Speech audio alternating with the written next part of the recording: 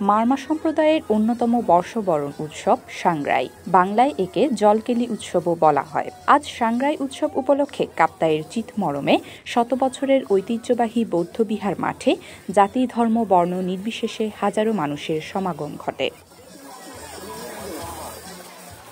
নববর্ষকে বরণ এবং পুরনো বর্ষকে বিদায় জানাতে পার্বত্য চট্টগ্রামে বসবাসরত মারমা সম্প্রদায় সাংগ্রাই জল উৎসব উদযাপন করে থাকে। পুরনো বছরের দুঃখ, গ্লানি ও বেদনা ভুলে সামনের দিকে এগিয়ে যেতে মারমা যুবক যুবতীরা একে অপরকে জল ছিটিয়ে এই আনন্দ উৎসবে মেতে ওঠে। উৎসব উদযাপন কমিটির সদস্যরা জানান, এই সাংগ্রাই জল উৎসবের মাধ্যমে আমরা আমাদের ঐতিহ্য, সংস্কৃতি, কৃষ্টিকে তুলে ধরছি। সকল ভেদাভেদ ভুলে আমরা নতুন বছরকে বরণ করে নেব। চিতমরমে সাংগ্রাই উৎসবকে ঘিরে এলাকায় বৈশাখী মেলা সহ সাংস্কৃতিক অনুষ্ঠানের আয়োজন করা হয়েছে। Desk report, CTG news, Chittagong.